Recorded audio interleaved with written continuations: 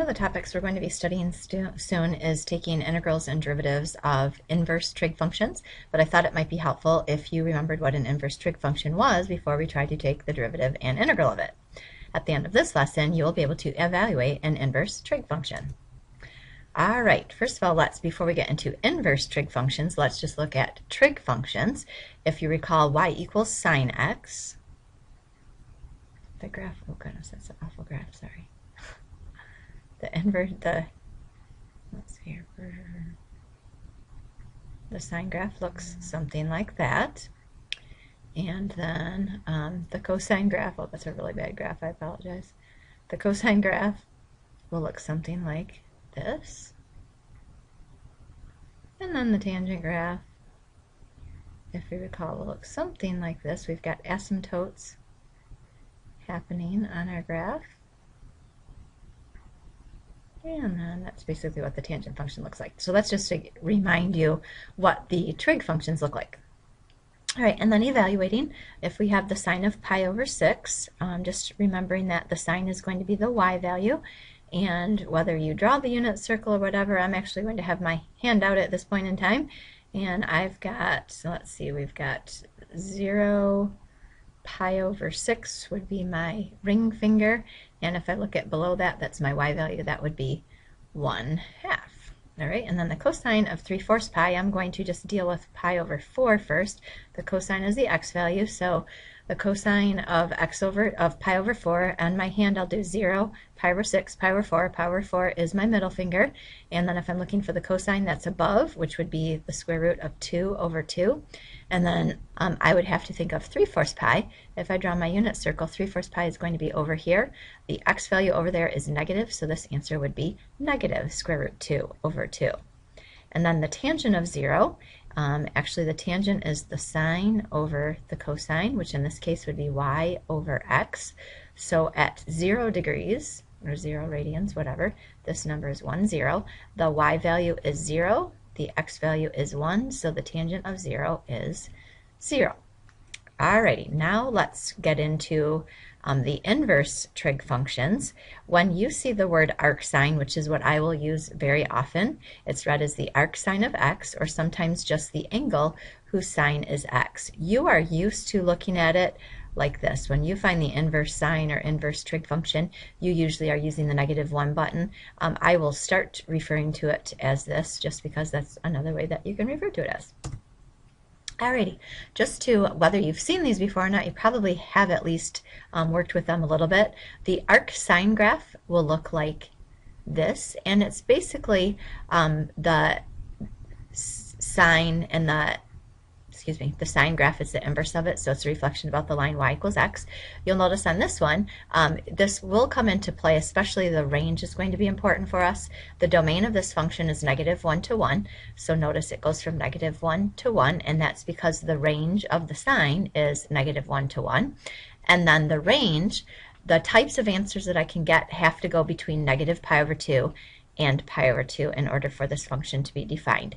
And I'm going to draw a picture of what that would look like.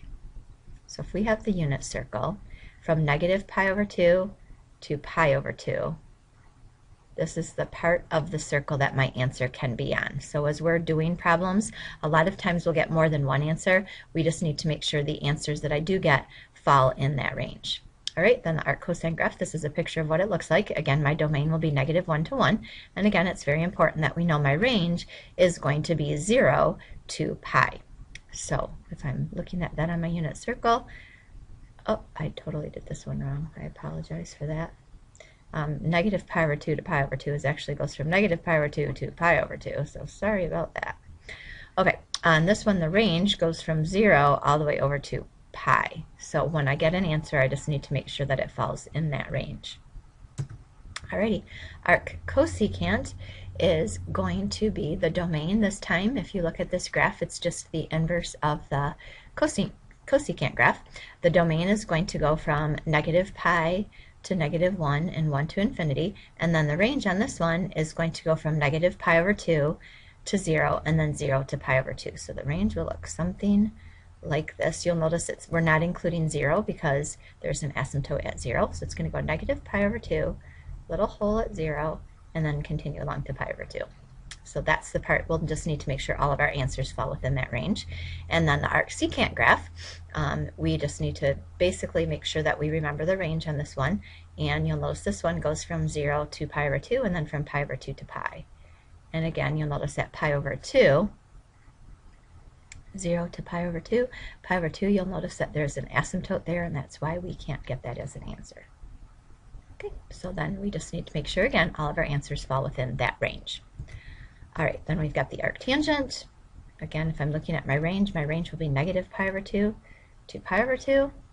And then arccotangent, my range is from 0 to pi. So let's go ahead and do some examples. What we'll be doing with this is evaluating inverse trig functions. So this time, notice I'm looking for arctan of 0. Basically, what I'm looking for is what angle gives me an answer of 0, or the tangent of question mark equals 0. So on this one, I'm going to be looking for where does the sine over the cosine equal 0. So if I'm thinking about my unit circle, I'm just going to go ahead and draw it.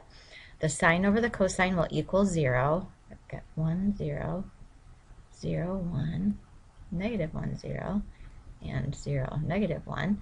That would be whenever the y value divided by the x value is 0, and that will occur when x equals 0, and then that will also occur, I could call it an angle or whatever, that occurs at 0, and that also occurs at pi.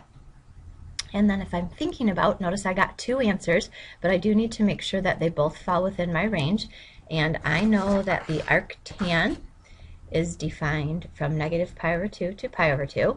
So if I'm looking at these 2 answers, notice pi is over here, so that cannot be one of my answers. 0 actually falls right in that range. So 0 is my answer for arctan of 0. All right, next one is arcsine of negative square root of 3 over 2. Again, I want to think the sine of what angle would give me negative square root 3 over 2. Well, first of all, I need to think of the square root of 3 over 2. And if I get out my hand for this one, let's see, underneath I need to have the square root of 3 over 2, so that is going to be at pi over 3. And then I just need to make sure my answer is negative. So on my unit circle, the y value is negative, down in both of these quadrants, which would be at 4/3 pi, and then again at 5/3 pi. And then again, notice I got 2 answers. I just need to make sure that they work. I know that the range of arcsine goes from negative pi over 2 to pi over 2. So if I look at my answers, 4/3 pi is over here, which does not work. 5/3 pi is over here, which is within my range. So 5/3 pi would be my answer. Alrighty, let's try another one. And if you want to start trying a couple of these on your own, go right ahead and see if you get the right answer. Okay, this next one is arcsine of negative 1/2. So the sine of what angle would give me negative 1/2? Well, the first thing I'm going to work on is 1/2. And I want to know, where does the y value equal 1/2? And that would be at pi over 6. And thinking about my unit circle, where is the sine, or where the y value is negative? It would be again down here and down here. So that would be at 7/6 pi and 11/6 pi. And then going back to my arcsine, my sine is defined from negative pi over 2 to pi over 2. And then 7/6 pi is over here, so that will not work. But 11/6 pi is down over here, so that will work. Alrighty, let's go ahead and try the arctangent of negative square root of 3. So this one is going to be the tangent of what angle would equal negative square root 3. And on this one, again, I'm thinking the sine over the cosine of what angle would give me negative square root 3. Now this one's going to be a little bit trickier because we don't have really something that just jumps out and says negative square root 3. I'm guessing it's going to be some sort of combination. One of them will be 1/2 and one of them will be the square root of 3 over 2.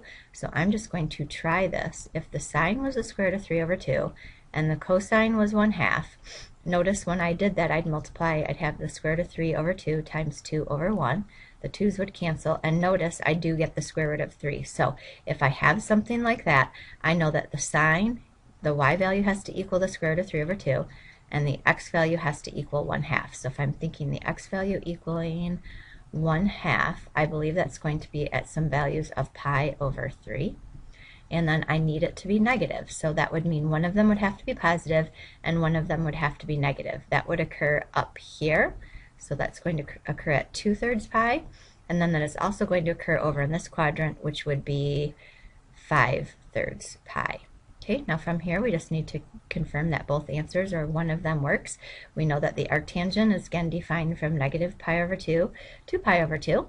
And I notice that 2/3 pi is over here, so that is not within my range. 5/3 pi is within my range. So that would be my answer for that. Alrighty, let's try a couple more. We have the arcsecant this time of 2 over the square root of 2. We don't have an arcsecant on our unit circle at all. We do know that the secant is equal to 1 over the cosine. They are the reciprocals of each other. So I'm actually going to change this arcsecant problem into an arc cosine problem.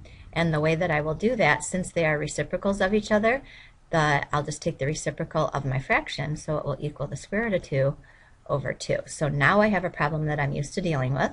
Now I just need to figure out the cosine of what angle would give me the square root of 2 over 2, and I know that's going to be pi over 4. And another place that would be where they'd both be positive would be at 7/4 pi. And now I just need to look at my range for arc cosine. I know my range for arc cosine goes from 0 to pi. So I notice that pi over 4 is within my range. 7/4 pi is not. So my answer would just be pi over 4. Okay, my next one, I have arc cosecant 2.